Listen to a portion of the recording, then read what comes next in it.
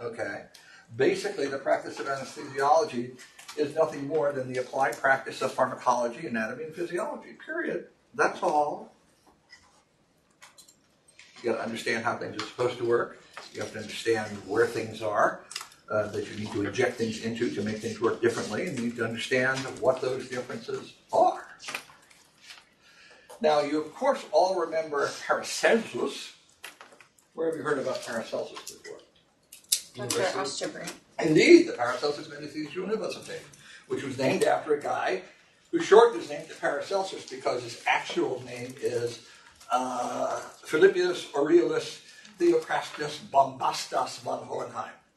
I think probably Paracelsus is a better choice than that. However, what he said is that poison is in everything and no thing is without poison. It is the dose that makes it either a poison or a remedy. And this is very true. No matter what it is, too much of it will kill you. Water? Sure. Absolutely, positively.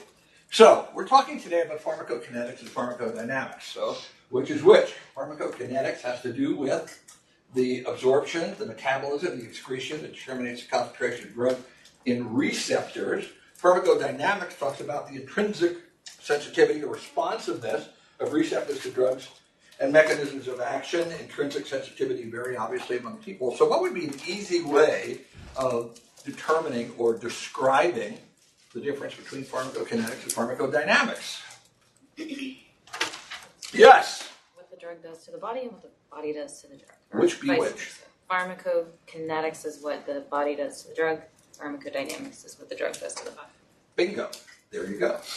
Now, one of the things that becomes terribly important when we're talking about the pharmacologic action of drugs is that, and more so really with pharmacology than with any other branch of science and chemistry, is chirality. Chirality has to do with how molecules are structured within 3 dimensions. Chirality, it has to do with the center of mass of the molecule, whether or not it is asymmetrical from a 3D view. It's a function of the unique equivalence of the tetrahedral bonding of carbon in these drugs, and enantiomerism is based upon chirality.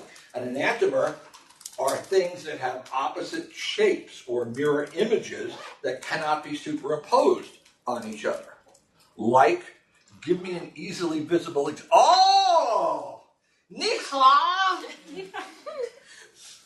What's this? Do you want to go to the bathroom or what? Left hand and right. Left hand and right hand, right? They look exactly the same, right? But you can't superimpose them one on the other unless you do this, okay? And that's not superimposing, that's being opposed to one another.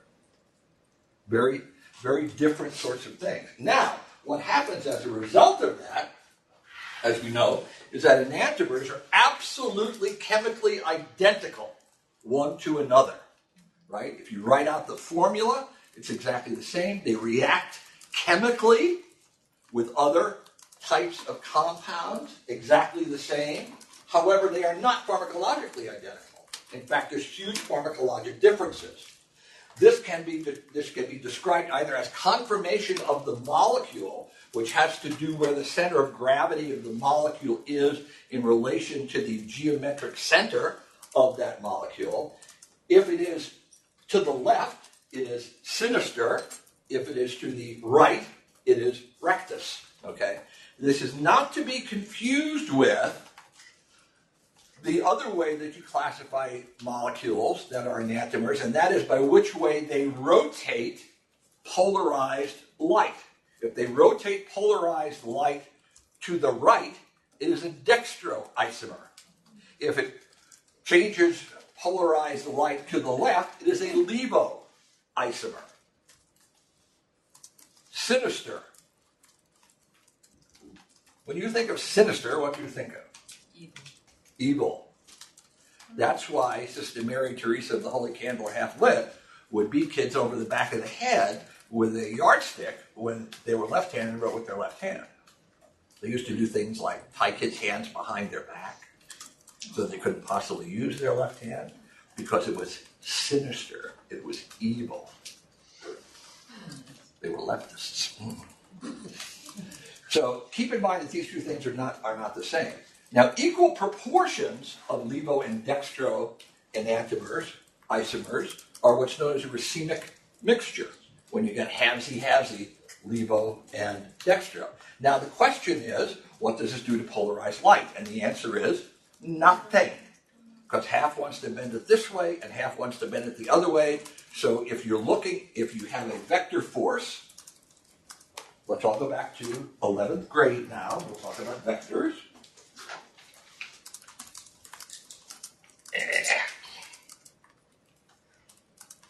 That's really good, isn't it? So if you have a vector force that goes this way and a vector force that goes that way of equal amount, what's the resultant vector? No net motion. Zippo nada, right?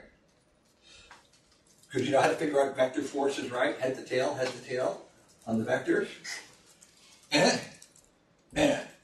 Oh. Now this one was stronger, and you went, you'd have a resultant net vector that looked like that, right? Not like you understand what I'm saying. There we go. So polarized light is not reflected by a racemic mixture. What's the most commonly used racemic drug that you hear about all the time? Epinephrine. Racemic epinephrine, sure. Why do you think somebody would want to use racemic epinephrine? What's so wonderful about racemic epinephrine? It can be delivered via the airway. You can deliver anything by the airway. You Should can vaporize anything. Because of minimal systemic effects? What? Minimal systemic effects? Ooh, systemic in what way systemic? It's really kind of central is what you're concerned about, right? So would you suspect that perhaps the epinephrine that you give people to make their heart work better is not racemic? It's a particular enantiomer, right? Right. Common racemic drugs that we see are thiopentol, which you don't see much anymore, methotrexate, which is still available, ketamine, which is something I use virtually every day. Common structurally specific drugs are morphine. Usually we use levomorphine on people. The local anesthetic, which you haven't had yet, but I'll tell you, levobupivacaine, becoming very common now. These drugs react differently than their isomeric or their, in the case of bupivacaine, their levo compound. Terminology that you need to understand and define are things like hyperreactive. If I use the word hyperreactive, what am I talking about, Mr. Matthews? Hyperreactive, I would say, has an exaggerated response. Who has an exaggerated response, or what has an exaggerated response? The drug, the body will have an exaggerated response to the drug. It describes patients, Gotcha. not drugs. Patients are hyperreactive or hyporeactive. Hyperreactive, obviously, is a circumstance in which the patient has much more of the specific effect that you would expect from the drug in any... Oh, welcome back. Yo! Welcome back. Yeah.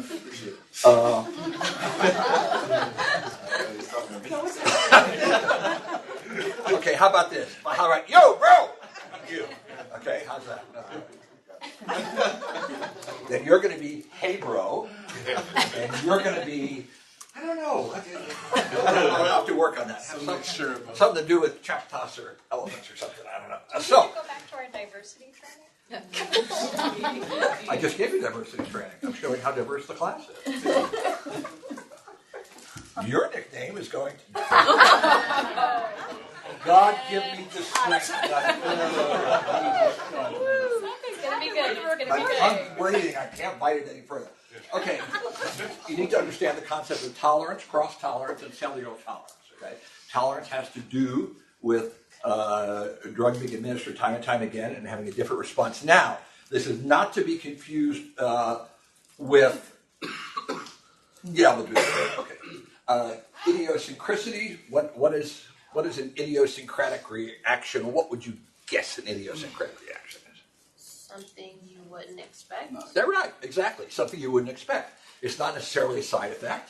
It's not necessarily something that would be bad. It's just something that you would not expect. And it usually has to do with the patient's genome. It's a pharmacogenomic issue. Additive effect, you have to understand the difference between additive effect and synergistic effect. One of the ways to differentiate these concepts is like one is arithmetic and one is geometric. Okay? Right. The difference between, oh, thank you. I get sleep. Did you just tell me I was right? What a good boy. It's just what I thought it was. It just like it slipped out, right? Yeah. I agree with my own interpretation. Cone of silence? Yes. Always. When Dr. Self was a student here, we had a visiting professor who had hired part-time.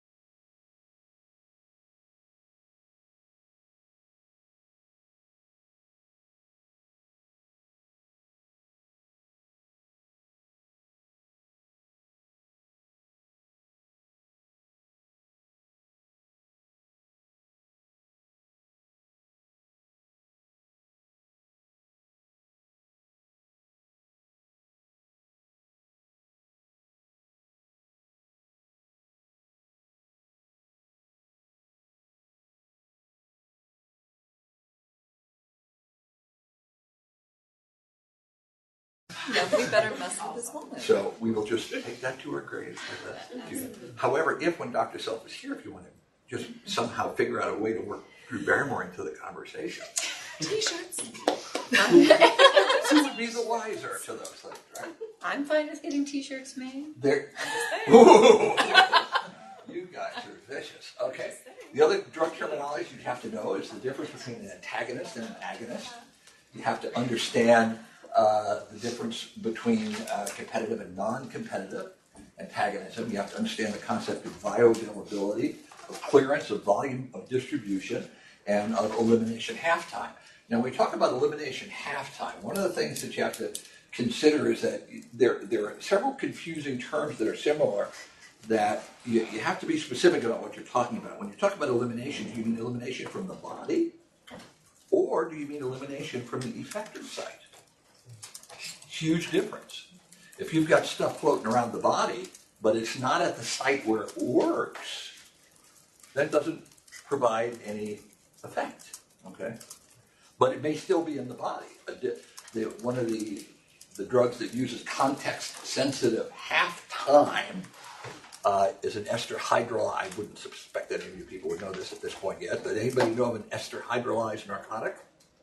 All other narcotics go where? To be gotten rid of?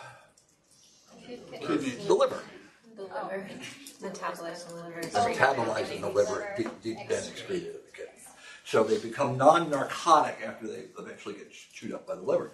Well, interestingly enough, a drug called remifentanil, you know all the fentanyls, fentanyl, alfentanil, sufentanil, well, there's also remifentanil. Remifentanil is a very interesting drug in that it is the only narcotic that's ester hydrolyzed. It's hydrolyzed by ubiquitous esters that float around in your bloodstream all the time. So it's not dependent on hepatic metabolism. You can have no liver at all, and you will metabolize this drug. You'll be dead, and you'll metabolize this drug. One of the interesting things about this drug is that because of the context-sensitive half-time, which is constant, no matter how long you give the drug, most other drugs, if you infuse them over the course of time, their elimination period becomes longer and longer and longer and longer because tissues become saturated and yada, yada, yada, and you stop giving it, it still is released back into circulation, goes back to the effector site. Remifentanil's context-sensitive half-time is about 3 minutes. And it doesn't matter whether you give it for 5 minutes or you give it for 5 hours. The context-sensitive half-time is 3 minutes. So it will be gone in a very predictable period of time, whereas other narcotics, if you look at how long you infuse them, okay, the metabolism rate slows dramatically. So the blood level of the drug is going to increase over the course of time, where it does not if you have an ester hydrolyzable drug. Effect site equilibration time, how much time does it take? This has to do with the onset time of a drug. How long does it take to have equilibration between what's floating around in the bloodstream and what's at the effector site of the drug, where it works? And for narcotics, for instance, what's the primary site we're interested in agonizing? Mu receptors, sure, absolutely. You need to understand the concept of how much drug is going to be eliminated in one half time, okay? Half time is the amount of time it takes, and that changes by drug, obviously, and system of elimination, yada, yada, but it's basically the same for each, for a drug, the half time is the same, whatever that time is. So you talk about the total percentage of drug eliminated from a patient is in a number of half times. You know what the half time is? Let's say it's 2 hours, for the sake of argument. Okay, so at one half time, half of the drug will be eliminated, meaning 50% of the drug is going to remain. At 3 half times, the fraction remaining is going to be a quarter, so 75% is going to be eliminated. Now, obviously, this number gets smaller and smaller and smaller with each change. Now, if you're a philosopher, you will say it will never go away. You know, it's like half the distance to the goal. If you go half the distance and half the distance and half the distance, you're never going to get there until you're down to one molecule, right? Which you would have to split in half, right? Yeah. Of course. These are numbers I would suggest you want to know. It appears all over the place, absolutely. We're going to talk about the two-compartment model. There's a central compartment which consists of intravascular fluid and highly perfused tissues. What do we mean by highly perfused tissues? We mean tissues that receive a higher percentage of circulation when compared to other tissues of the same mass, okay? Or if we're on Earth, weight. Because weight is a function of mass times. Now we're back in 6th grade Earth science. Gravity. Thank you. Big G or little g? Little g. Little g. Wrong. Little g. I said little g. Didn't pay attention in Earth science, did you? Highly perfused are things like the lungs, the heart, the brain, the liver, the kidneys. These things by themselves receive 75% of the cardiac output goes to these organs, yet they represent only 10% of the body mass. Okay. What would you guess are poorly perfused? Fat? Skin. Bone. Skin, not bad. You ever cut yourself? No, probably not. You ever cut yourself shaving? Yeah. You bleed like a stuck pig? Yeah. Cartilage. The skin is highly perfused. Highly perfused. Bone. Bone. Ligaments. Fat, bone, ligament, cartilage, those sorts of things. The peripheral compartment, obviously, is the other to the central compartment. So the issue becomes, how do drug molecules pass from one to the other to get to their effector site? The rate of transfer, okay, from the central compartment to the peripheral compartment decreases with aging. Okay, so in my case, it would take a year to get one molecule or something out into my peripheral compartment, probably. Routes of administration of drugs. Believe it or not, one of the things that I found amazing, I did my family practice training after I'd been an anesthetist for about 25 years. Do you know you can actually give people drugs by mouth? I had totally forgotten. Imagine that. Some guy came in with a blood pressure in the office of like 210 over 130. I said, well, Jesus Christ, let's get an IV start on this guy. No.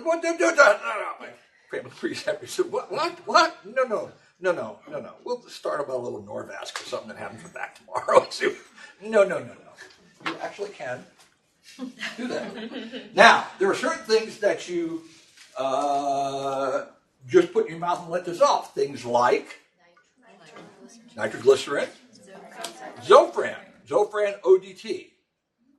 I thought for a long time that meant on the tongue. It's not. It's orally disintegrated now. In any event, so if I were to say to you, is there a difference?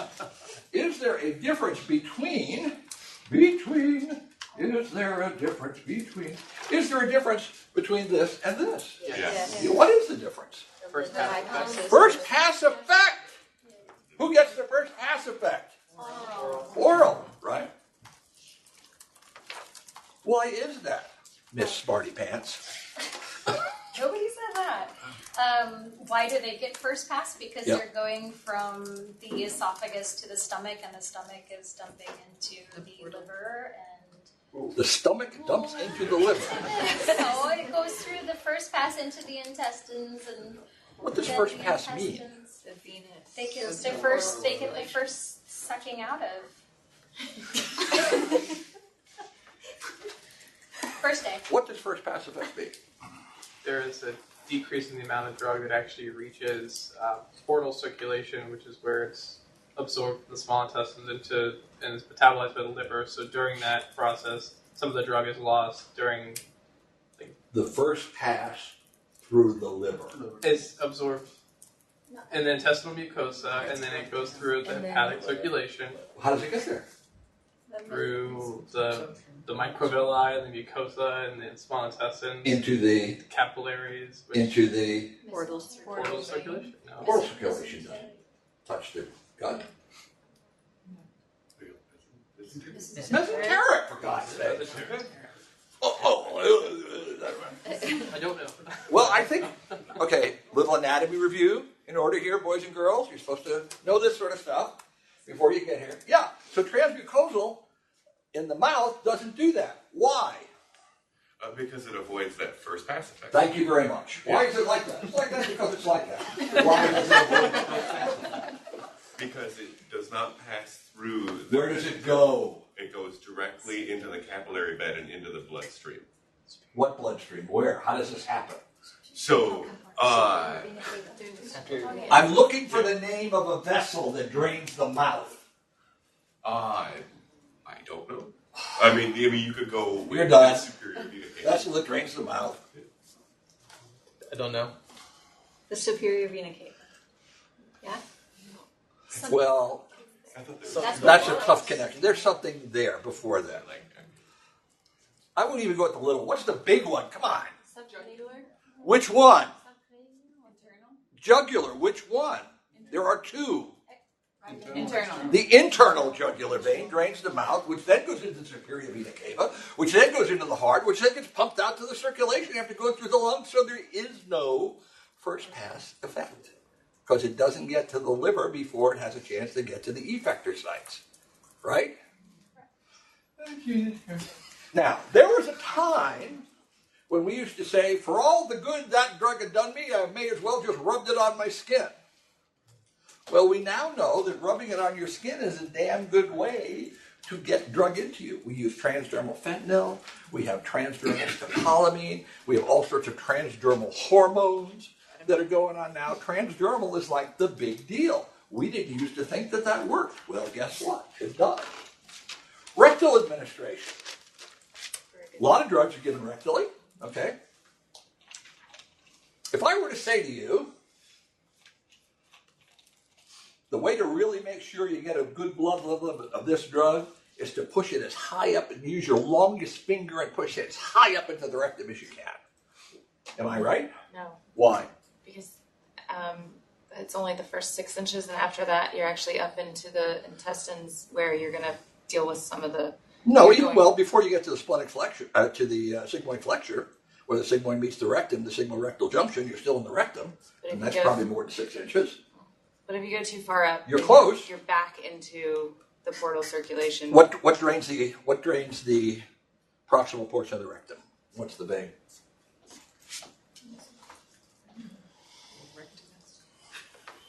You're dying to tell me. Yeah, I don't know. Iliac and Jesus Christ. Well, iliac vein. what's between the iliac and, first of all, which iliac? Internal. What connects the top part of your butt to the internal iliac? The superior rectal vein, right? Superior rectal vein goes into. Son of a bitch.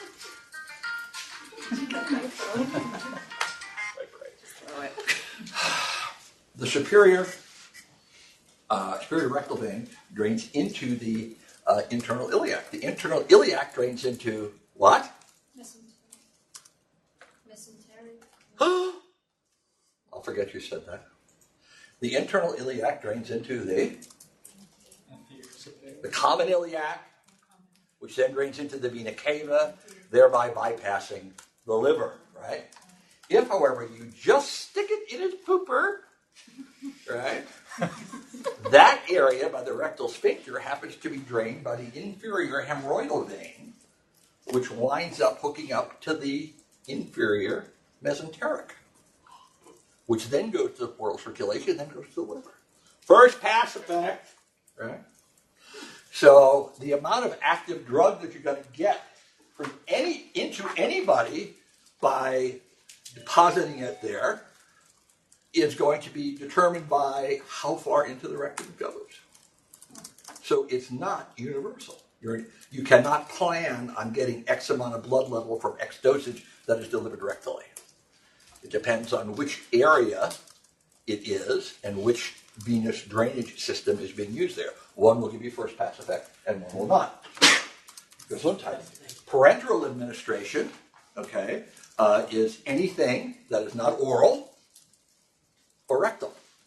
So that involves things like intramuscular, intravenous, subcutaneous. What's the last one? Intraos. You're right, there's another one.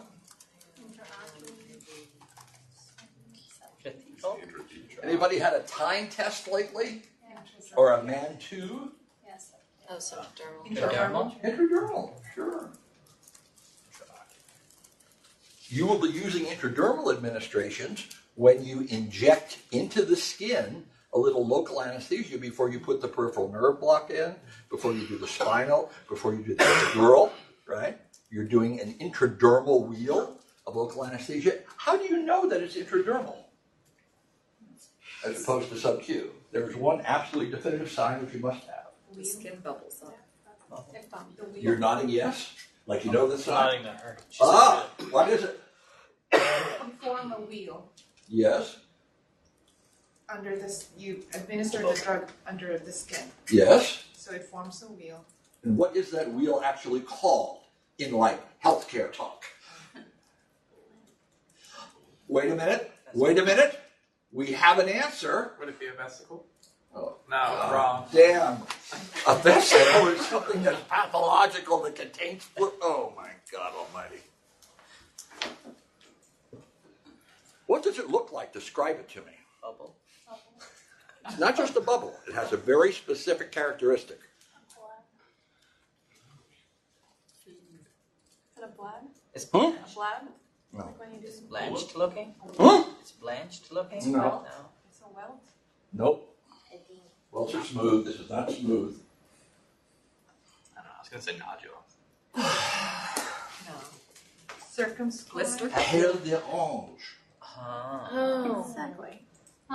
Orange. Pelle d'orange. The peel of the orange. Okay. You've never heard of pelle d'orange? Yes, we did. Of course you have. It's practically a pathognomonic sign of what? Breast cancer. Breast cancer. Breast cancer. It's caused by the retraction of the supporting cells underneath that separates from the skin and fluid collects under it, right? That's what that sign is. That's what you create. If you don't have a pelle d'orange, you do not have intradermal injection. You have subdermal injection. Subdermal injection does not give you the proper anesthesia in the skin because you don't know what strange, weird intradermal nerve fiber is coming from somewhere. So you have to actually put the stuff in the skin itself. Somebody nod like you understand what I'm saying. There we go. We got it. That's right. We got it. Okay, now, tissue composition. If you look at the vessel-rich group, as I said earlier, basically has about 10% of the body mass and about 75% of the cardiac output. Muscle group is about 50% of the body mass. These are numbers that you should know also. And has about 19% of the cardiac output. Fat, not much. Vessel-poor group, bones, cartilage, ligaments, tendons, hama, woof, woof, have less than 1%, even though they consist of 20% of the body mass. This is one of the reasons why interarticular infections are very difficult to treat. You know, you get a septic knee, a septic hip, it's very hard for the antibiotic to get there because there's not a whole lot of blood running around there to carry the antibiotic. The antibiotic ain't going to walk by itself, okay? It has to be carried there by blood. Don't, by the way, expect that any surgeons who you're dealing with, especially if you hang around with orthopedists a lot, are going to understand this concept. I mean, they think that the entire purpose of the heart is to pump ANSEF to bone. There's no other reason that anybody should have a heart. Ionization is extremely important when we talk about drugs. It's important because most drugs are either weak acids or weak bases. They exist in both the ionized and non-ionized or unionized form. The non-ionized form is lipid-soluble and diffuses very well across cell membranes and is pharmacologically active. Why is it pharmacologically active? Because the cell membrane has more hydrolipid.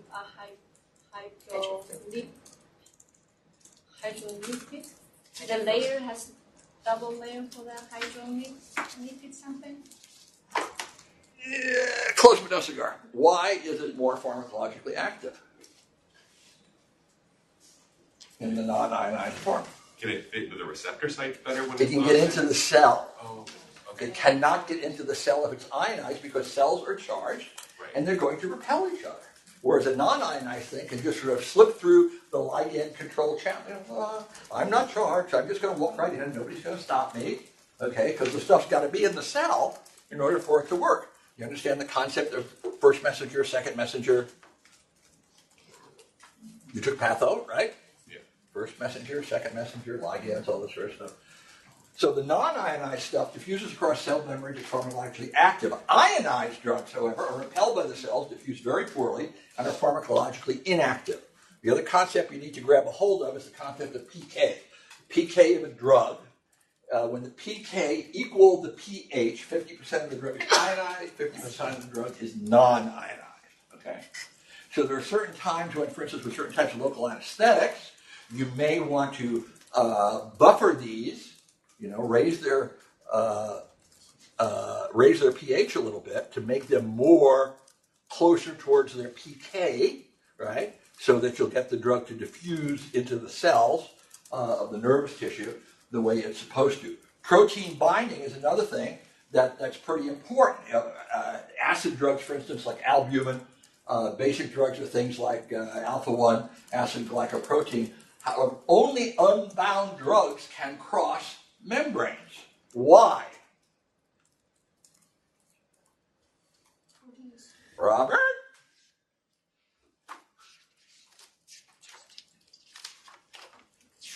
No, he's not Robert. You're Robert. I'm Rob. Bob! Smart assing will get you. All that does is make you a target. That's all. Okay. Sorry, talking to Robert. I'm sorry, we're like sitting right. Like I just see your eye contact on me right now. Don't let me get close. Why are bound drugs impossible to get into a cell? Because it can't get through the cellular membrane. Why? Because it can't hit that receptor to get in. Like the receptor doesn't. Size! Protein molecules are huge.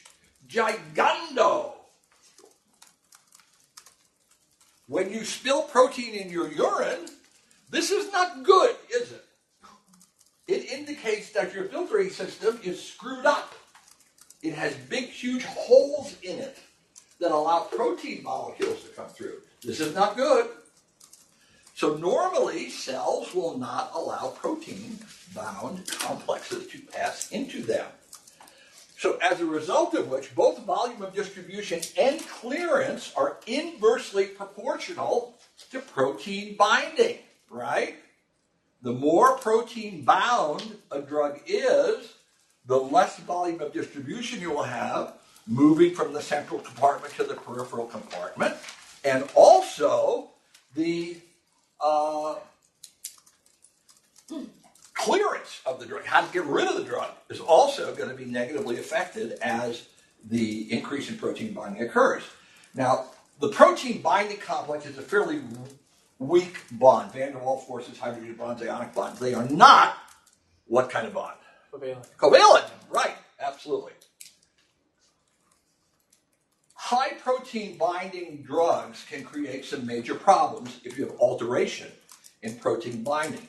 Let's say, for the sake of argument, you take drugs like warfarin, propranolol, phenytoin, diazepam. You won't see much diazepam, but occasionally you will. These drugs are about 98% protein bound. Okay. Let's say, for the sake of argument, that their protein binding decreases by just 2%. Who cares? 2%. What's the difference, right? Well, if you decrease the protein binding from 98% to 96%, you've doubled the amount of biologically available drug in this particular patient. You've gone from 2% of it being available to 4% of it being available. Huge difference. Okay.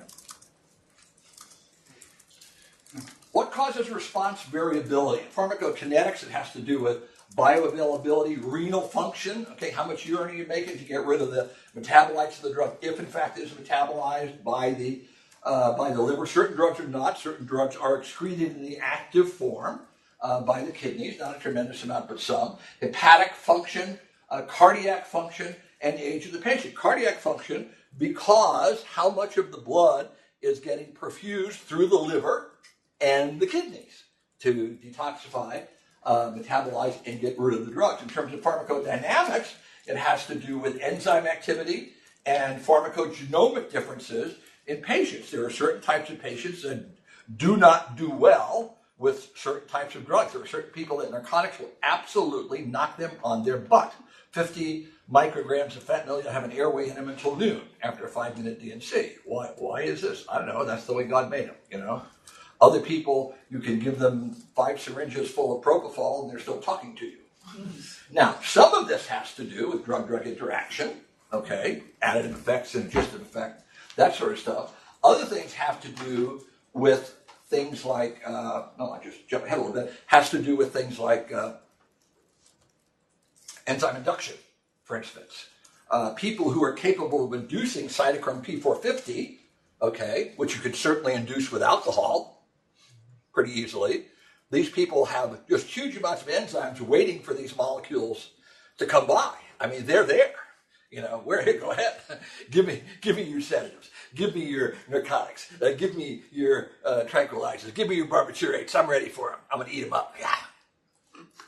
You might hear me say, for instance, if I give somebody a drug and they're still I might say something like, I believe his hepatocytes have seen similar compounds pass their way before. There's no surprise. They're ready. Now, hepatic cytochrome P450 is, in fact, inducible. Ubiquitous enzymes that occur in the periphery are not inducible, but hepatic microenzymes are. There is also non-organ elimination. We talked about ester hydrolysis. Ester hydrolysis is one of the ways. That's the way remifentanil goes away, right? Yes. It's hydrolyzed by the ubiquitous cholinesterase. So the other one, which is kind of interesting, and a drug called atropurium, which is a non-depolarizing neuromuscular blocking drug, which you may very well see in your practice, it's certainly still being used, is gotten rid of by Hoffman elimination. Hoffman elimination is a non-organ dependent method of drug elimination. It does depend, however, on 2 things. Rob, tell me just one of the 2 things.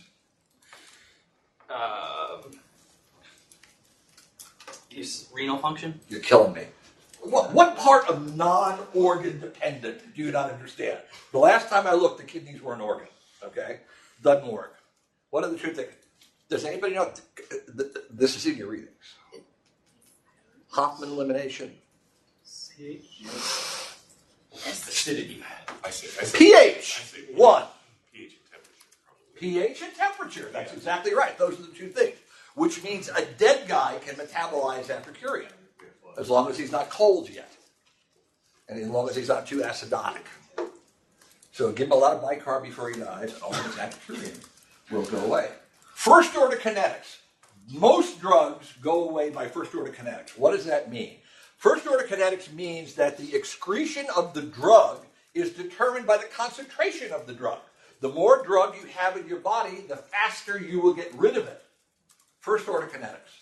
However, certain drugs like aspirin, alcohol, phenytoin, okay, these drugs operate under zero order kinetics. What does that mean? That means that no matter how much of that drug you have aboard, it will only leave you at X milligrams per hour or per minute. Whether you have 1 nanogram per milliliter of the drug aboard or 100 nanograms per milliliter of the drug aboard. That's why it takes a certain amount of time to sober somebody up based upon what their blood alcohol is.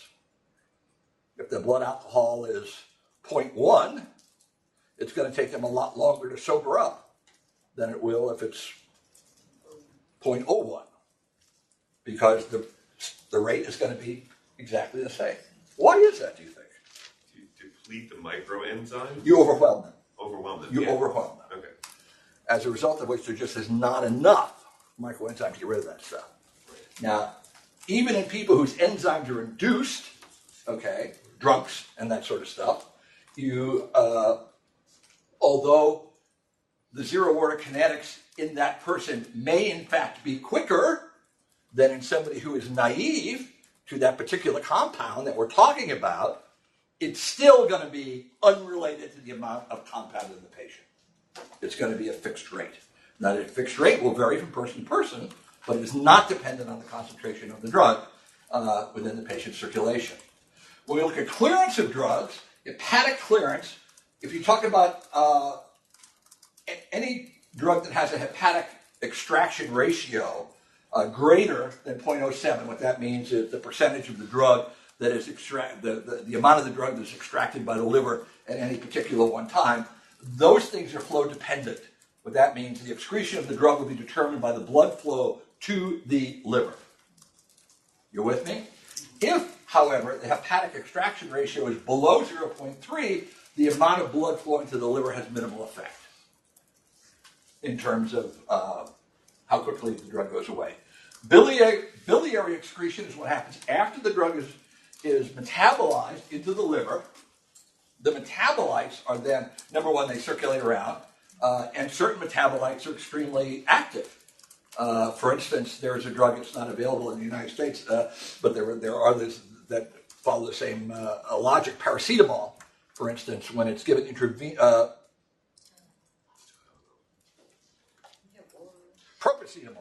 Propracetamol is actually a prodrug.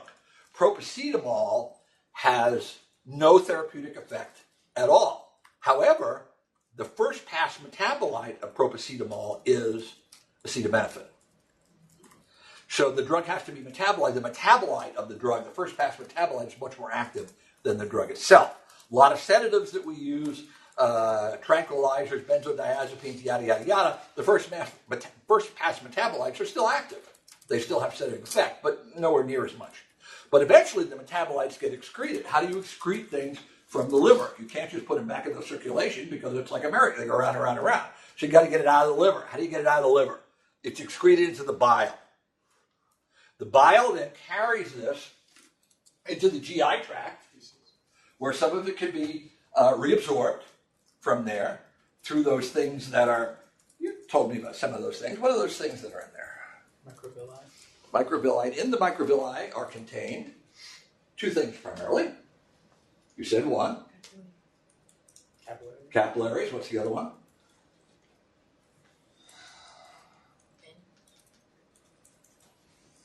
What absorbs fat, lymph, that sort of stuff out of the gut? Lipase. That's what breaks it down. What absorbs it out of the gut? What's in those microvilli? Fat doesn't go into your bloodstream. Fat goes into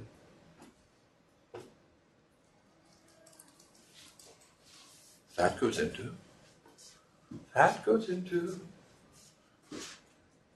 So it's not squamous because that's a thin columnar. That's the type of cell. That's the type of cell, columnar. What's the thing it goes into? There's capillaries and there's. You got to know this. You got to know this. I'm trying to think. Okay. Oh. No. I know capillaries. And Lacteals. Epicene. Lacteals. Somebody, am I talking Greek here? That's Latin. It's not Greek. Lacteals. They absorb little fat molecule. They go into the lymph system, the thoracic duct. Okay, I think we should all start reading our anatomy books again. Okay. Renal clearance is dependent upon the GFR, the glomerular rate of filtration. There's active tubular secretion and passive tubular reabsorption. And then eventually it goes down through the loop and eventually winds up in the ureter and eventually winds up in the bladder and eventually winds up in your pants if I scream at you. It goes away out of the body. Esterases are non-inducible when in fact they are ubiquitous esterases, pseudocholinesterase, sometimes called plasmacholinesterase. This is an extremely important enzyme because it metabolizes which drug that we use lots and lots? Succinylcholine, indeed. Hepatic microsomal enzymes are in fact inducible. The cytochrome P450 system, the one that we are probably most concerned with, is cytochrome P450 3-alpha 4. That basically this substrate is about 20 to 60% of the total activity.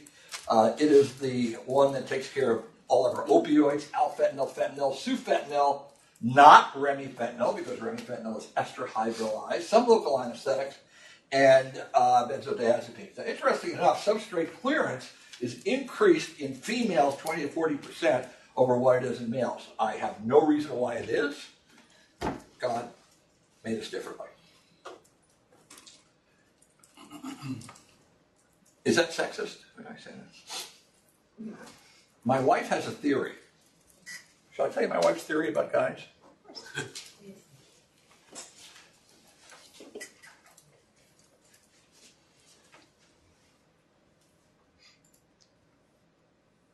Girl person, right?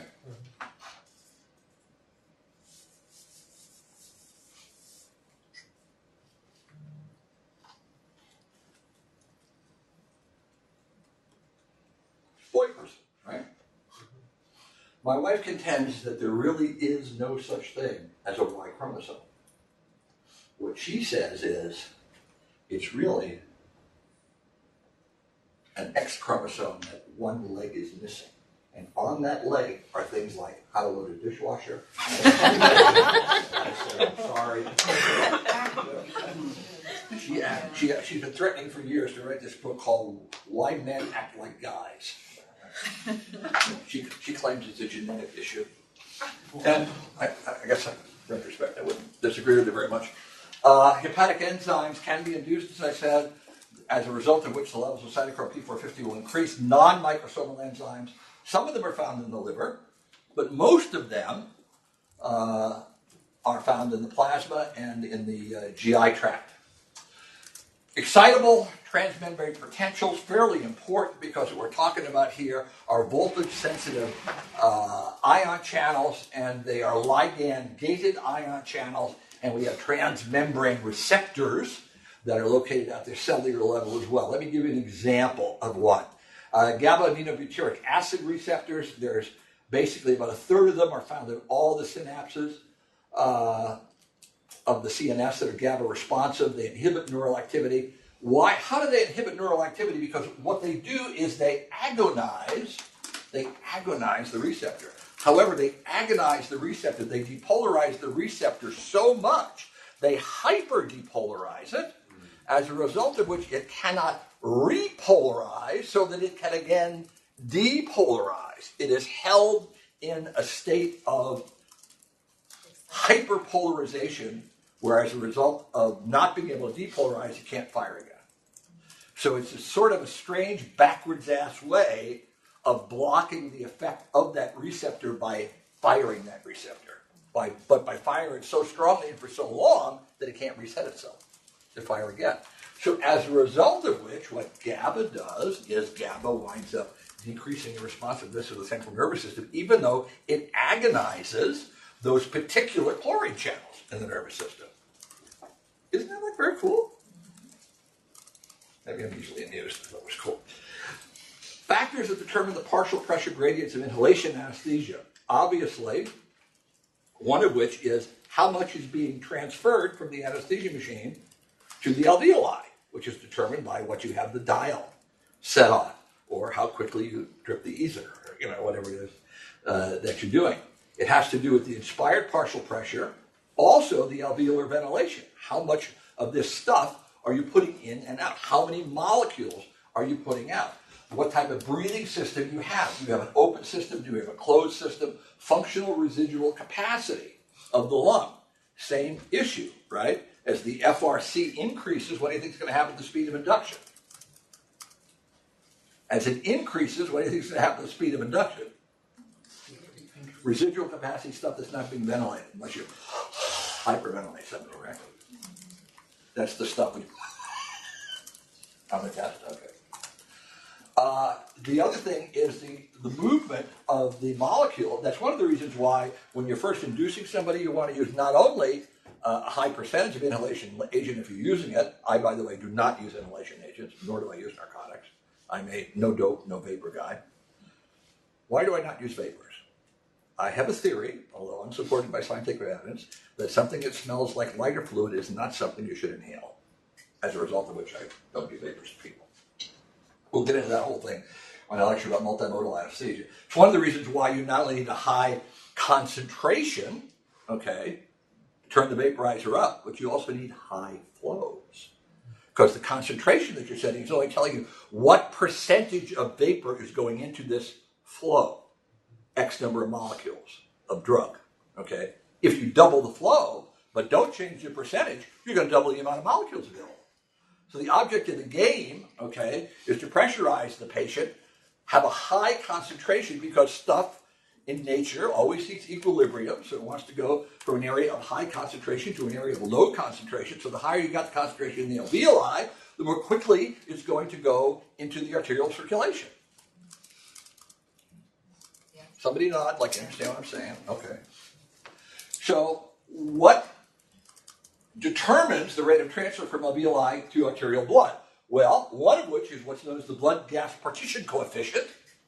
Every volatile agent has got or every gas too has a blood-gas partition coefficient. It has to do with cardiac output. It has to do with the arterial venous partial pressure difference, the alveolar venous partial pressure difference. Now, you can have the highest blood level of an anesthetic if you want, but your blood doesn't anesthetize you. What organ anesthetizes you? Brain. Your brain. So the object is you've got to get the stuff out of your blood. First, you've got to get it from the machine to the alveoli. Then you've got to get it from the alveoli to the arterial blood. Then you've got to get it from the arterial blood to the brain, which is where the effector site is for this particular drug. So, what determines that? The blood-brain coefficient part 2. Blood-brain partition coefficient. Again, specific to each individual anesthetic agent. It's based on its chemical properties. Then you want to know what the partial pressure difference is between the in this case, the artery and the vein. That's going to determine how it goes through there. We look at pharmacodynamics as the study of the mechanisms by which drugs produce changes in biochemical and physiologic functions of the body. So what is a drug? It's a substance that causes a change in normal function of cells and tissues through its chemical actions. Okay? A drug can be anything that you put into a body, any chemical that causes cellular function to change in that particular body. You know, one of the things, when I talked about routes of administration, I didn't have inhalation on there. That was pretty stupid. I got to change that slide. I forgot inhalation. Oh well. Drugs that alter normal biochemical and physiologic function come basically in three types of ways. One is they interact with specific receptors themselves, right? They either agonize a receptor or antagonize a receptor, or something that alters enzyme activity. What would be a perfect example of a drug that alters enzyme activity? Or classification of drugs? Anticoagulant? Anticholinergic. Yeah. Comment. Oh my God, my blood pressure is high. They started me on ACE inhibitors. ACE inhibitors. You're inhibiting the enzyme. You're not affecting any receptor sites. You're breaking down the enzyme, or you're inhibiting the enzyme. And as a result of that, the lack of that enzyme produces physiologic changes in the body, or work by non-specific physical or other chemical interactions, not common. Drug receptors. Basically, there's a protein macromolecule that is produced by the body that's designed by nature to interact with certain endogenous molecules, ligands, we call them. Any messenger, right, would be a ligand, and ligands speak, as it were, or communicate, as it were, with cells by three different and distinct methods. Somebody tell me what the first one is.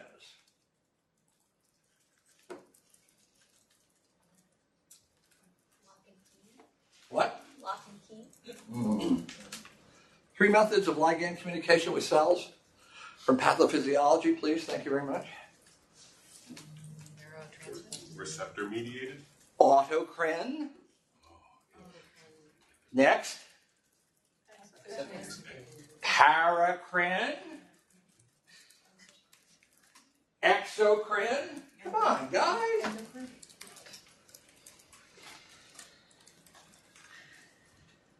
Now, if the drug has the proper chemical structure, it will in fact react with the receptor that this ligand is supposed to.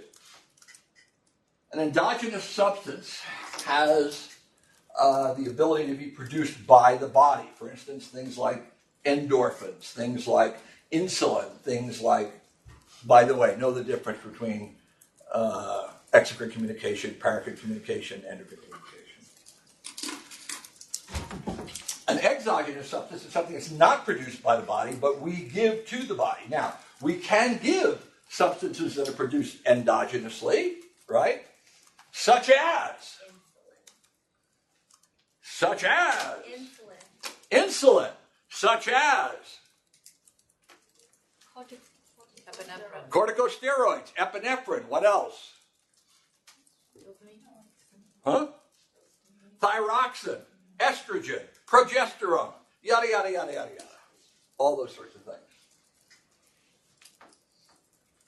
So a drug receptor is a protein macromolecule designed specifically to interact. The reason God put them there is to interact with some naturally occurring ligand.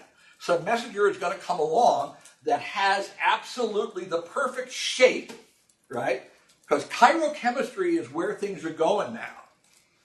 People are designing drugs based on what the molecular construct of the receptor is, okay? They're building erector set stuff to fit in to certain receptors.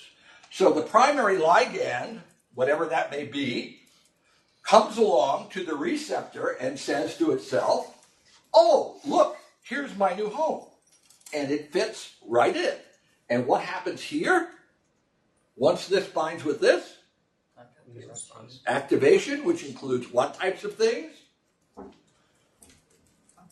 Conformation of G protein changes, changes in the inside, all the second messenger stuff. Talk to me. Does anybody know what I'm talking about? Okay. Drug receptor interactions. There's two types. One is an agonist, which is a drug that occupies and activates the receptor, thereby producing the same cellular response. Here's the primary ligand, goes in, activates that receptor, all the conformational changes in the cell membrane occur, right? Because where are these receptors located on the cell? On the cell membrane. Which is why when you have paracrine communication, exocrine communication. How does that happen? How does that happen?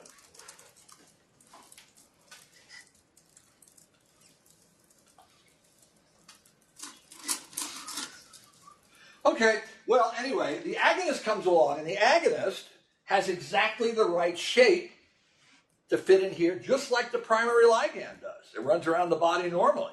So as a result, this activates this receptor. This also activates the receptor in precisely the same way.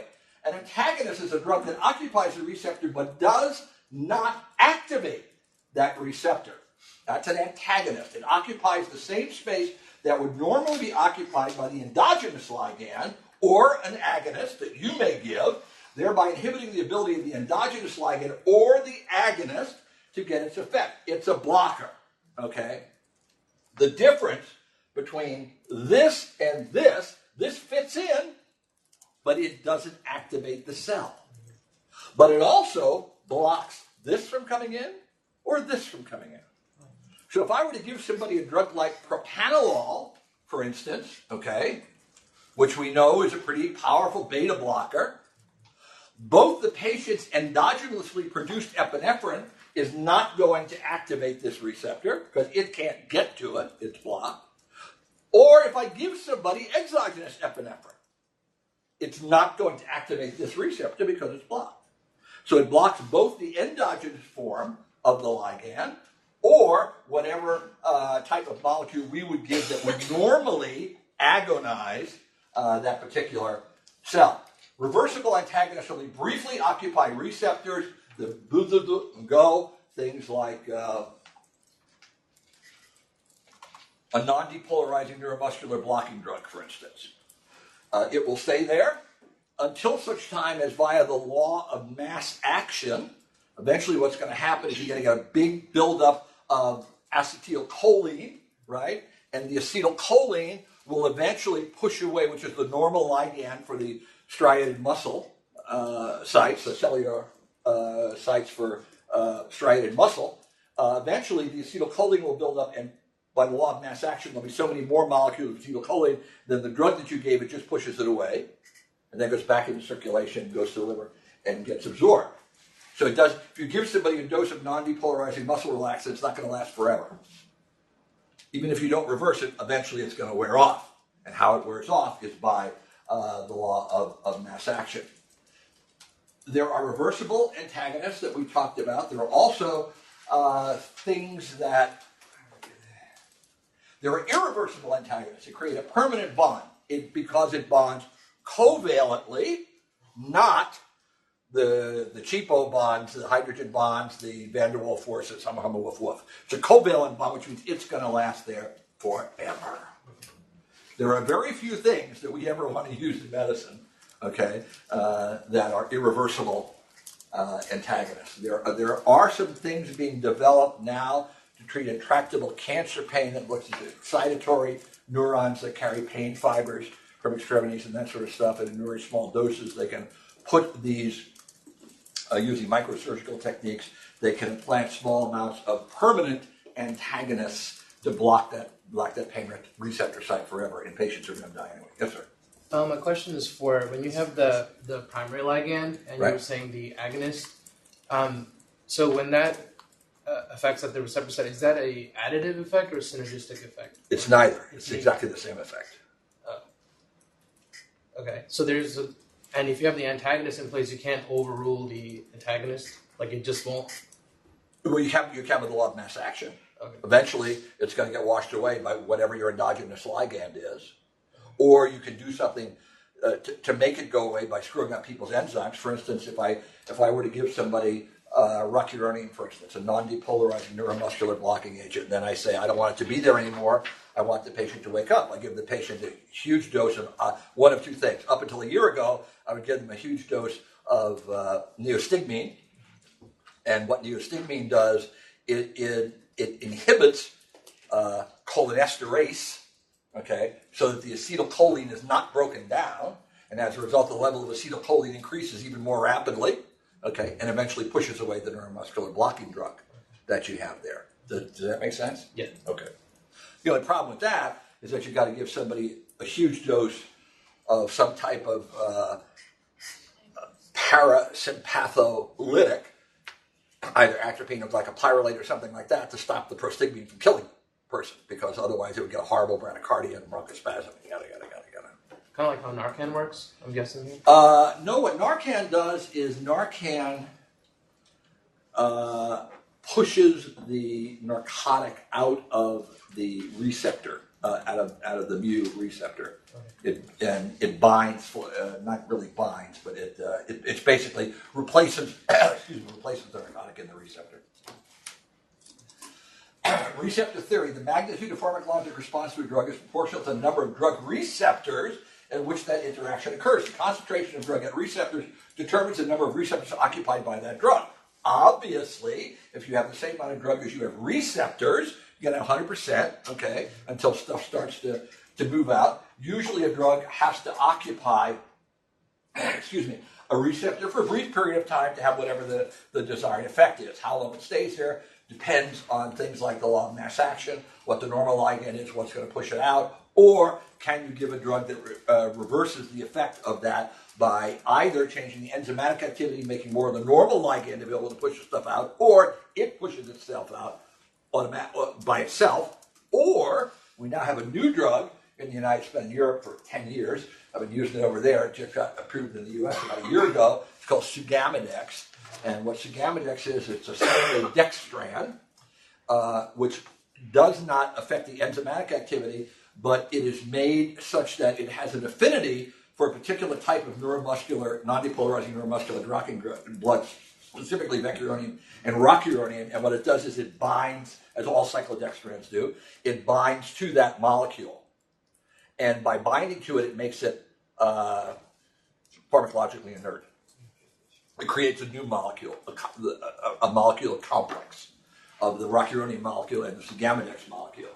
And then the bound drug is excreted, it's not metabolized, it's excreted in the active form in urine.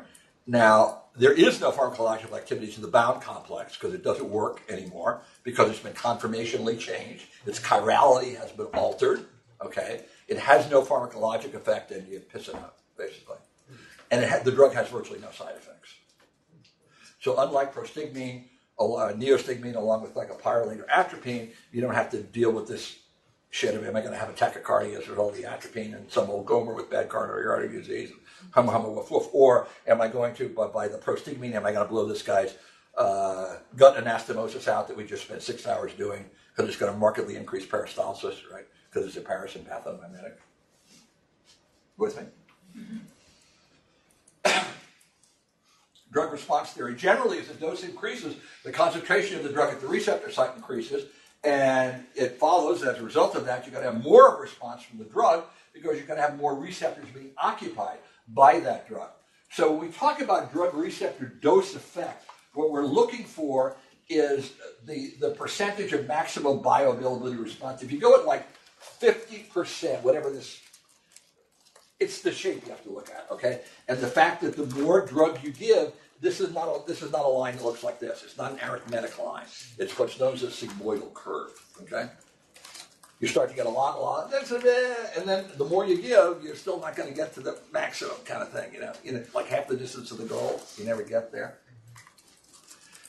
Drug efficacy is the ability of the drug to elicit the maximal response. It's also called the intrinsic activity of the drug.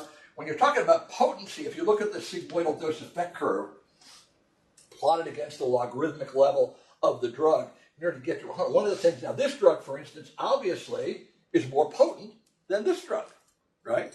Because with a smaller amount of drug on the x-axis, with a small amount of drug, you're going to get to the ED50. The ED50 is? When half the drug is eliminated. It's the effective dose in 50% of the patients.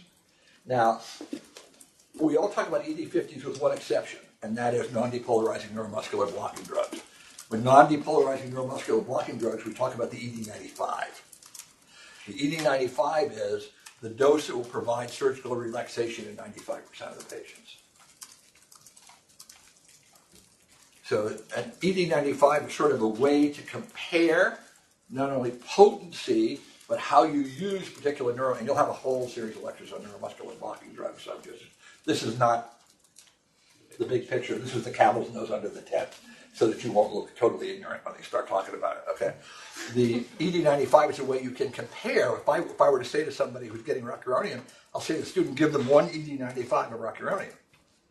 One ED95 rocuronium is 0.30 milligrams per kilogram, okay? So if I were to say to somebody, give them 1 milligram of pancuronium, one ED95 of pancuronium, maybe a totally different dose. But one ED95 is one ED95 is one ED95. You're going to get the same effect no matter what drug you use if you give one ED95. You with me? It's sort of a way to do apples to apples comparison on these things. So this drug, is this drug effective? Yeah, sure, it's effective. You get to the ED50, okay? But look at how much more drug you have to give to get to the ED50. So this drug is much more potent than that drug is. Dose response curves. Drug A is more potent than drug B, kind of like the other one we just showed, okay? But it has the same efficacy rate. You still get to the same place, just take more drugs. Drug C, however, is not only not as potent, it is not as efficacious because you virtually never get past here. It plateaus way down. A partial agonist is an agonist which, even with full occupancy of the receptor, cannot elicit a response that's equal to a full agonist. It's sort of a half-assed kind of response. You're going to get a response, but it's not going to be a response. You know, it's going to be a response. There are so-called agonist-antagonist or mixed agonist-antagonist drugs like. That's a good question. Name me a mixed agonist-antagonist. Nubane, absolutely. Another one? Carbidopa. That's a prodrug. Carbidopa. Yeah. What's the one that you give the drug addicts? Methadone. No. Okay. Methadone's an agonist, period. But there was one in your study, I think, that you talked about. Say what? There was one in the study that you had us read. I think it was the study that you did. I've done a couple of studies. I don't remember which one you're talking about. Sure. So what does an agonist-antagonist do? Let's say you got a drug. Let's say you have somebody who's naive. No drugs. And you give them Nubane. They're going to feel better? The pain going to be decreased? Sure. Use Nubane. You can use Tolwyn, pentoxazine. You can use, what's that shit they used to give an OB all the time? Still do in some places. Maybe that's Nubane. Meperidine? Huh? Terbutaline? No, for pain, not for potassium. Meperidine. That's Demerol. I'll think of it. It might be Nubane. It's a narcotic agonist-antagonist. So if you give it to somebody who's naive, that never had any drug before, well, it's a great analgesic. It's wonderful. Give it to a drug addict, what do you think is going to happen? Throw them in withdrawal. Because it reverses the effect of the narcotic. What? Nearly? Stadol. Stadol! Butorphanol. Thank I you. thought that's what it was, but I just... Butorphanol. Yeah. Start thinking in generic names, really seriously. Well, because on tests, it's going to be generic names. You're not going to say anything. I could only think of it because I remember getting it myself. That's what. So Okay. that's why I Well, thought there you go. The median effective dose, the ED50, is a dose that produces specified desired effects in 50% of the animal population tested. All drugs associated with undesirable or harmful effects at some dose or plasma concentration. No drug is risk-free. You know, you give people enough stuff and bad things are going to happen. So the object of the game is where do we want to keep people's drug level in nanograms per milliliter of plasma, even though we really don't care about that because what we care about is what's at the receptor site. But how do we get it to the receptor site? By keeping an adequate amount in the plasma, which is what serves the receptor site. We want them here. We don't want them here. We don't want them here. This is why you never order narcotics on a PRN basis. It's stupid. I have pain. Okay.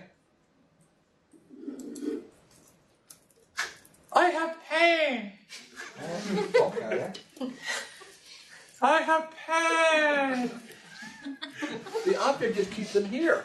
So what you do is you order narcotics by the clock. With obviously a hold order, something like that, if the respirations are below 12 or 10 or whatever you want. But waiting for PRN, I mean, Jesus Christ, talking about locking the barn door after the horse is gone. Oh, I have pain. Ring, ring, ring, ring, ring, ring. Anybody ever see the movie The Hospital by George C. Scott? 1966. Remember? Yeah. Well, I saw first I ring for my nurse. Why would you ring for your nurse? To ensure 3 hours of uninterrupted privacy, he said. If anybody wants that, I have that on a little chip. It was given to me as a gift. If anybody wants to take it and copy it. It's really something, it's a great movie. Oldie, a golden oldie. And everything I've ever, it's a black comedy about Patty Chesky. Everything that happened in that hospital, I've seen. So the object of the game is to keep people here. You know, I hurt. Well, you ring for the nurse. Who knows when the nurse is going to come? Then the nurse has to go check the computer and the med orders and has to get the drug. And so by now you're down here someplace. So you may not even get back up to here. You may only get up to here. Because you're metabolizing, you know. So it's by the clock. The other thing is if you do this, you're priming the patient for addiction. Why? Because if you give it by the clock, then if I was going to make somebody an addict, you know what I'd do?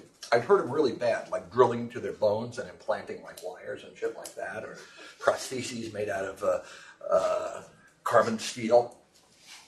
And so I'd hurt them really bad. And then I'd give them some medicine to make them feel better. Not enough to make the pain totally go away, but just enough to make them feel better. And then I'd let it wear off. And then I'd give them some more medicine again, not enough to make the pain totally go away, but just enough to make it feel a little better, and then I kind of let it wear off again. And what you are doing then is creating an unbelievably tight psychological bond between getting the drug and feeling better. If they feel good all the time, they don't associate getting the drug with feeling better. A little psychotherapy. The therapeutic index, looks at the relationship between the toxic dose of a drug in 50% of the tested population and the effective dose of the drug. Obviously, the wider these things are apart, the better off you are. And we have lots of drugs that have very wide therapeutic index. We drugs have pretty small therapeutic index. The prime example at the start of anesthesia was chloroform. You know, that don't do so good. Couple of breaths, hold your breath once, your CO2 goes up about 10 points, you fibrillate and die. Ether, you give ether from Malacoscamo. They may puke and aspirate and die, but they're not going to have a fatal arrhythmia and die. In fact, when I was in training 105 years ago in the Crimean War, one of the treatments from the old anesthetists that used to be around, ether used to be given in what was known as a number 8 ether jar. It was a glass jar that had a bunch of yarn string strung up and down, and kind of like some kind of a macrame sort of a thing. And the ether was in the jar, and the carrier gas was put through this jar, and the amount of gas that was diverted into the jar and then back out into the circulation, into the breathing circuit, was there was a ratchet on top. Crack, crack, crack, crack. There was no numbers or anything, just crack. A treatment for when people had arrhythmias under anesthesia, if you were doing halothane or something like that and have arrhythmias, say, give them a crack of ether. What? Yeah, crack the ratchet once. A little ether goes in, it stabilizes the cardiovascular system. So the point is, you're not going to kill anybody with ether that way. But you'll kill it with cyclopropane, I'll tell you. And you could kill it with halothane if you give me exogenous epinephrine. Because one of the things halothane does is it lowers the threshold for promulgation of impulses way, way down. So that any stray impulse that comes along is very highly likely to give you an RNT phenomena, which will then turn into toisade diploid, which will then turn into a very coarse and very fine ventricular fibrillation, and the patient will not be resuscitatable. Mean toxic dose is the dose that produces toxic effects in 50% of the animals tested. So when you're looking at the desired therapeutic effect, what you want is something where they're not getting too much in that. It's like the three not three little pigs, Goldilocks. 3 beginners, you know. This one's too hard, this one's too soft, this one's just right. You don't want to, it's like hearts. Not too fast, not too slow, not too high, not too low. You know, you want everything to be good. ED95, as I said, is up in the higher dose of the therapeutic range, and it's not a thing that we use mostly, but ED99 rather, but ED95 you will. ED95 is very important for non-depolarizing neuromuscular blocking agents. The other thing you need to compare is the amount of drug that winds up being transferred into the central nervous system, because that is frequently where the drugs that we use work. So the ratio between the dose producing a toxic effect in 1% of the patients is the TD1, and the dose that produces the specified effect in 99% of the test population is the ED99. Okay, so this is going to guarantee you within 1 out of 100 that you're going to get the effect of the drug. Okay, and this is the dose at which 1% of the people will have a toxic effect.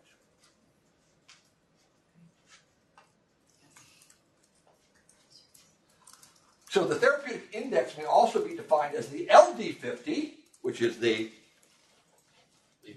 lethal dose in 50% of the people, and the ED50. You don't care about that. Adverse reaction, a harmful or undesirable side effect of a drug. Now, this can be idiosyncratic, or it can be well reported in the literature. Any drug has the potential to cause harm or side effects. A harmful or undesirable side effect may be of the drug may be a predictable extension of the major pharmacological action of the drug. You give somebody something to treat their hypertension and their blood pressure is 70 now, right? Or it could be caused by some particular idiosyncratic reaction on the part of the patient, which means it's probably due to either some type of unique genetic component of the patient. When we talk about environmental factors, that's not terribly many. It may be stuff that they've eaten, stuff that changes protein binding, certain fruits and vegetables, and like with MAO inhibitors, you shouldn't give people asparagus and all that sort of stuff like that there. The beneficial versus toxic effects of designation of a particular drug effect is either beneficial, therapeutic, or toxic, and that's a value judgment. You know, I mean, if certain side effects of drugs, if that side effect is more bothersome to that particular patient, a fine example is Parkinson's patients. If you give Parkinson's patients levodopa, for instance, that's going to increase their ability to move. They won't be frozen, okay? But one of the side effects of that is tardive dyskinesia. So is the patient willing to put up with the tardive dyskinesia to be able to move? If they're not, then for them, the toxic effect for them is smaller, less dose, okay? Because they think the toxic effect is worse for them. It's a subjective, kind of a thing. The FDA oversees drug evaluation and processing and grants approval for marketing of new drugs and devices. Now, if I want to sell a drug, I've got to prove to the FDA 2 things and 2 things only. It's safe and it's effective, period. And that when the drug, of course, is administered properly. When the FDA determines a new drug has proven to be safe in controlled studies, it means that most hazards associated with the drug have been identified. Doesn't mean you made it go away. You just have to know what they are so that you can put it in the package insert. And that, there are statistical limits on the frequency of these hazardous events. How often, when you see these suicidal ideation, maybe here, call your doctor, and if you can't shit, call your doctor. And then, well, they know this stuff. The question is how frequently does it happen as to whether or not they're going to approve the drug based on what the benefit of it does. The risk-benefit ratio, obviously, does the good outweigh the bad. Frequently, that's a subjective sort of thing based on the patient, except the physician and the patient. I should change that to the practitioner and the patient to weigh potential hazards versus benefits for any particular patient and any particular drug. Basically, the FDA has things divided into 4 phases. The first phase is preclinical testing. It's either in vitro studies, petri dishes, animal testing, that sort of stuff. Then you come to phase 1. Phase 1 is normal volunteers, and what it does is it looks at the safety and the pharmacokinetics, not whether or not the drug does what it's supposed to do, Is it safe? Is it going to kill you? How is it metabolized? How is it broken down? Where does it go? That's not whether it works, just whether it's safe and what the phase 2 is in selected patients where they look at the therapeutic efficacy and what the dose range is. Does it do what it says it does? And what dose do you have to use to get those effects? What is the ED50, for instance? Okay. Phase 3 is when you have large, double-blinded, placebo-controlled studies. Okay. Now, when I say large, a lot of people think, well, before a drug comes to market, there are tens of thousands of patients that's been studied on. No. It can be as little as 300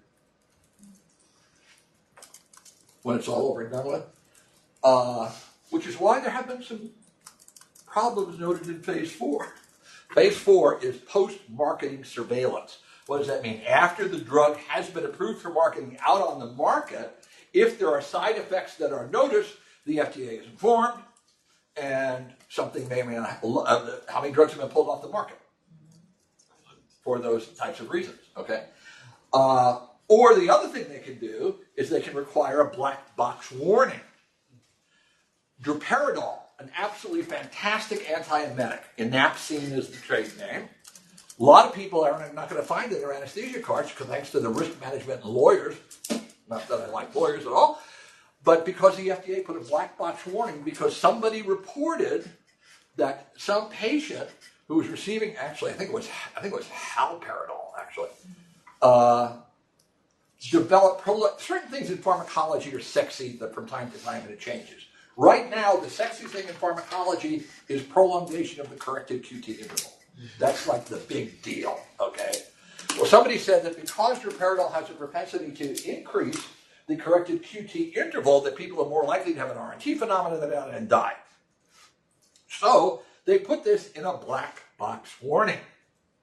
Sounds terrible, doesn't it? A black box warning. Well, you know what? If you look at other antiemetics, the Tron du jour, whatever your Tron is, granisetron, dolasetron, ondansetron, they have exactly the same warning in it. Why is it not in a black box? Because it was discovered in phase 3. Phase 4 only means it came out after market approval. So when the lawyers go, oh my God, we can't use it, and droperidol is a fantastic antiemetic. I have given people more droperidol than you can imagine. There was a drug, it was called Inovar, it was very popular in the 70s. It was a combination of 50, each cc had 50 micrograms of fentanyl and 2.5 milligrams of droperidol. I've given people 50 cc's of Inovar, and everybody's QT interval just worked out fine. I didn't kill anybody with it. And the drugs, the doses that we're using are what, 0.125 milligrams or something? That's ridiculous. But be that as it may, dietary supplements, these things can infect. Of course, they are not FDA approvable, okay? So you don't have to prove anything. You don't have to prove it's safe. You don't have to prove it's effective. You can give all these things, call them dietary supplements. St. John's wort and all those things, and things that affect your blood clotting and whether you're crazy or not. They can make whatever claims they want, Doesn't matter.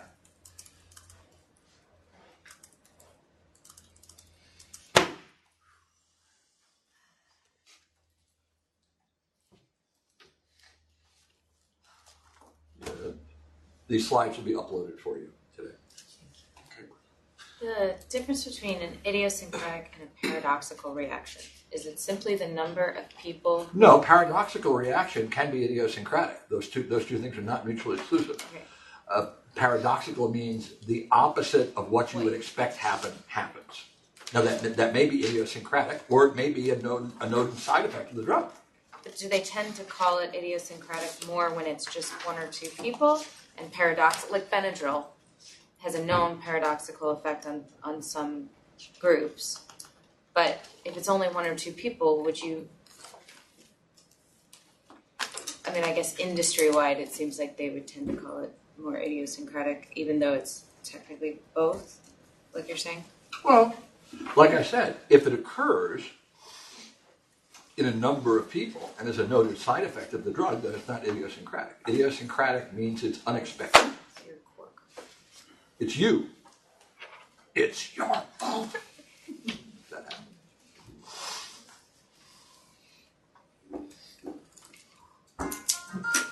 Just to let you know,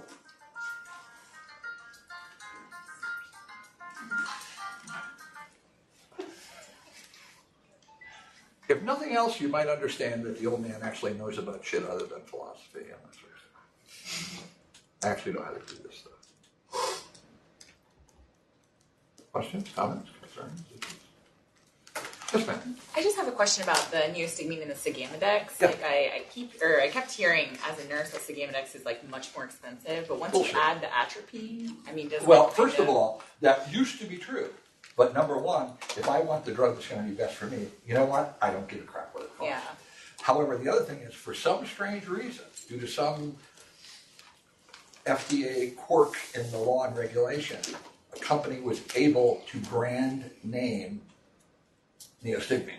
Again, it's now like Beloviex or some ridiculous thing like that, and it costs precisely the same as Sigamidex does. And you don't need the atropine with the Sigamidex. Absolutely, you don't. You don't need anything with Sigamidex other than to give it. It's a fantastic molecule.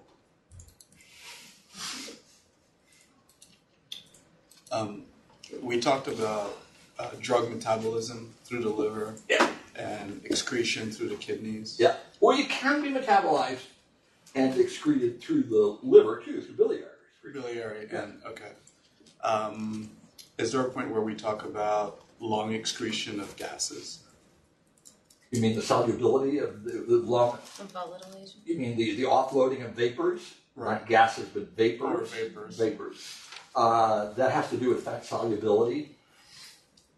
Virtually 99% has to do with fat solubility, and you'll get into that when you talk about the pharmacology and anesthetic agents, inhalation agents.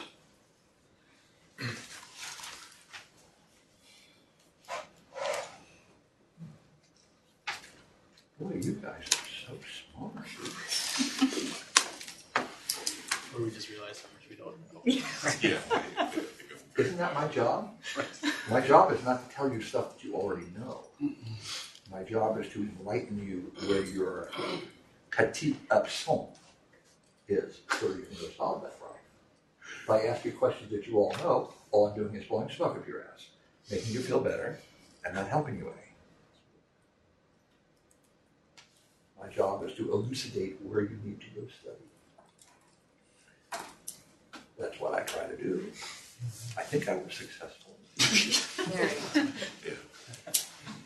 Is it also helpful if you read before you come? Andy's first here. This is back from earlier in the PowerPoint when you were talking about the protein-bound drugs and how if it goes from 98% to 96%, when would that happen? It has to do with the amount of albumin that's frequently available. It has to do with temperature in certain cases. It has to do with pH in certain cases. It has to do with other types of drugs that specifically affect protein binding in patients. Would you explain the light rotation again? I didn't quite grasp that. First of all, you know what polarized light is. Polarized light? The colored light? Polarized light. Do you know what polarized light is? No, would you explain that? Have you ever worn polarized sunglasses? Yes. Have you known that permits you to see into water, for instance? Right. Why do you think that is? It's a miracle. I don't know. Buddha make a miracle. Polarized light is light that is not scattered. It is all heading in one absolute specific direction. It's not going this way and that way. So if you shine that light through a particular molecule, if it is levorotatory, it bends, when the light comes out of the molecule, it's bent to the left. If it's dextrorotatory, it bends it to the right. If it's half levo and half dextro, it doesn't bend it at all. It goes straight through. The reason that you can see into the water is because you're not getting the reflection off the water, which is light going all sorts of different ways, which confuses your poor little retina.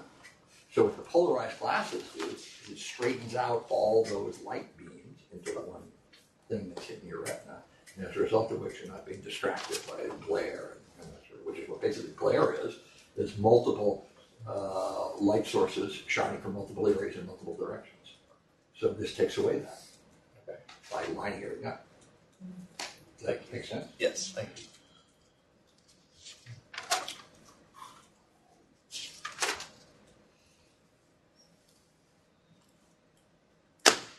Yes. I can't be the only one wondering this. Why is that important for us?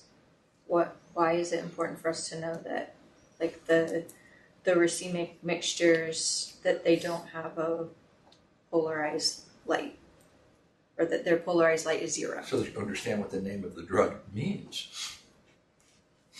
Racemic epinephrine versus levomorphine versus. Does it do anything different in the body because of? Of course. Yeah. So totally different. So where does the polarized light come into play whenever you're administering the medication? To know that if you're giving somebody levobupivacaine as opposed to bupivacaine, which is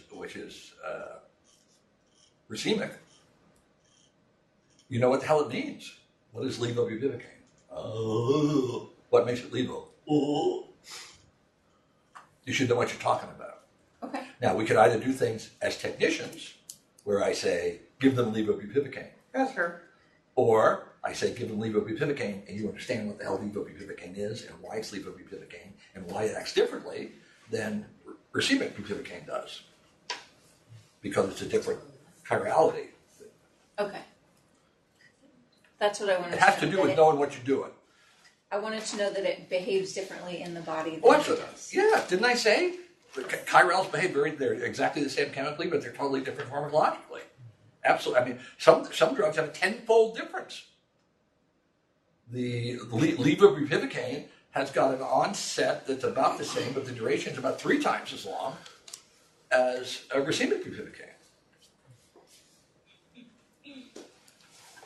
Yes, no? Yes. Yes. Makes sense. I'm just thinking if you're